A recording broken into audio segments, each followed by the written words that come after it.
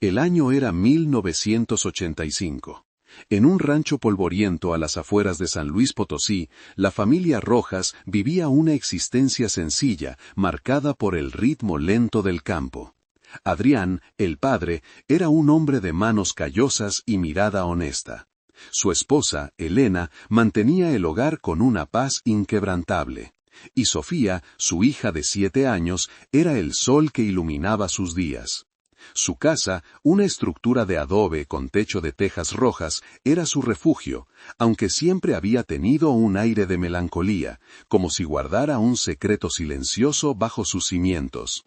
La vida era predecible, tranquila, hasta aquel día de primavera. Adrián regresaba de revisar el ganado cuando escuchó un gemido débil cerca del viejo granero, una estructura de madera que la familia nunca usaba.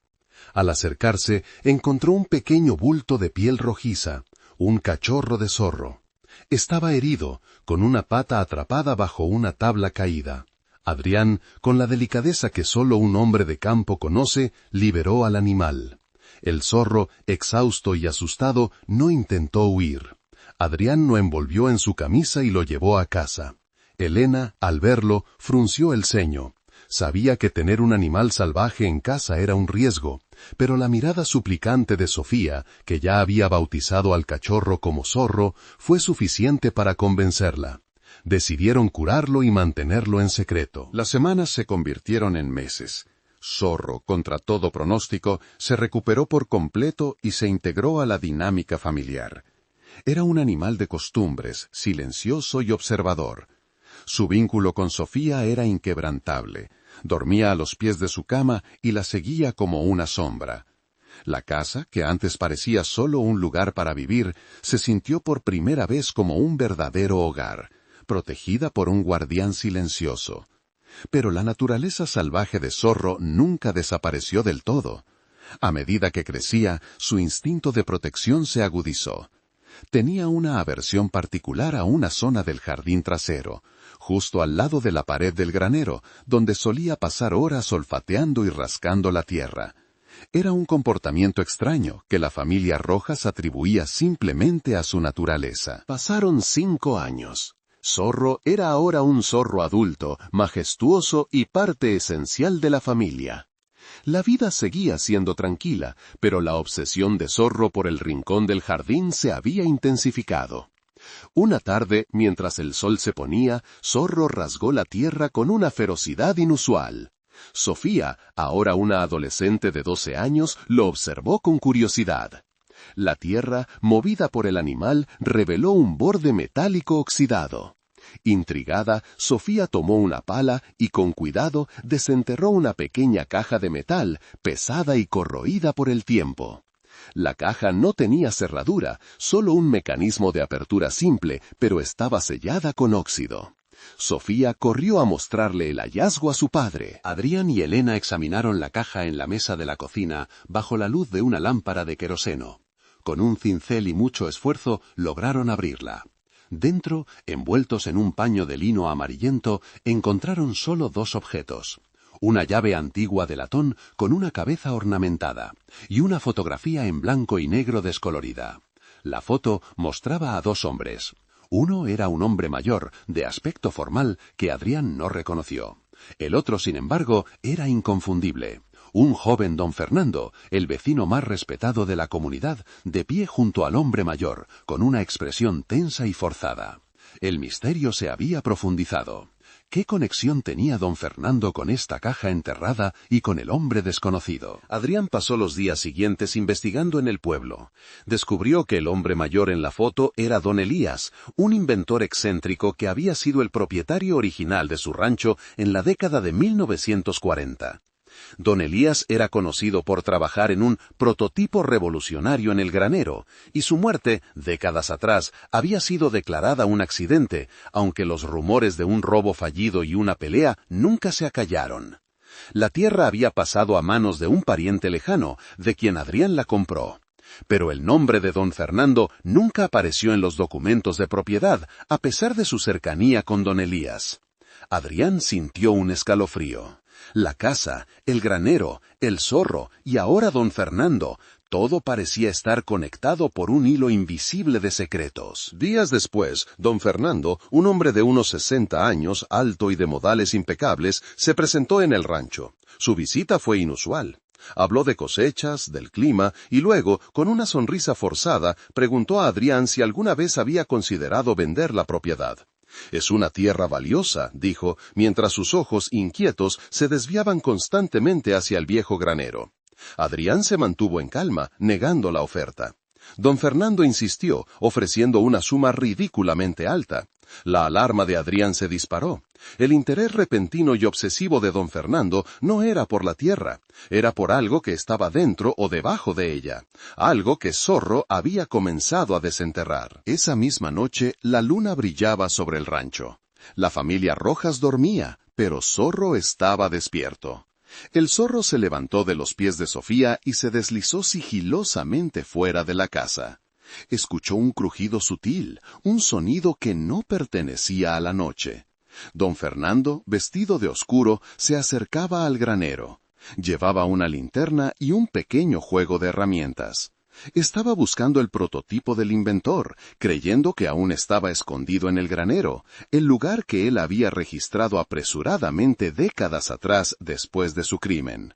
Don Fernando forzó la cerradura, pero justo cuando estaba a punto de abrir la puerta, Zorro se abalanzó. El grito de don Fernando fue agudo y lleno de pánico. El ruido despertó a Adrián y Elena, que salieron corriendo. Encontraron a don Fernando cojeando, tratando de espantar a Zorro, que ladraba con una furia protectora que nunca antes habían visto. Don Fernando inventó una excusa torpe sobre un animal salvaje, pero Adrián notó el sudor frío en su frente y la llave maestra que intentaba ocultar. En ese momento, Adrián recordó la llave antigua que habían encontrado. Se acercó a la puerta del granero, observando la cerradura. No era una cerradura común, sino una cerradura de alta seguridad, que no coincidía con la llave antigua.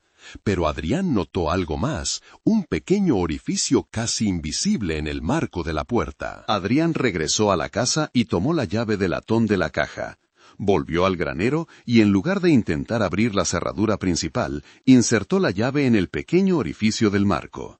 Se escuchó un clic suave y una sección de la pared de madera, justo al lado de la puerta, se deslizó hacia afuera, revelando un compartimento secreto.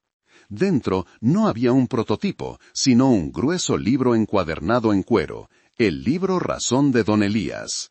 Estaba seco y bien conservado. Adrián lo abrió con manos temblorosas. El libro no era un diario de inventos, sino el registro final de don Elías. Las últimas páginas del libro Razón contenían la verdad. Don Elías había escrito una confesión detallada, fechada el día de su supuesta muerte accidental.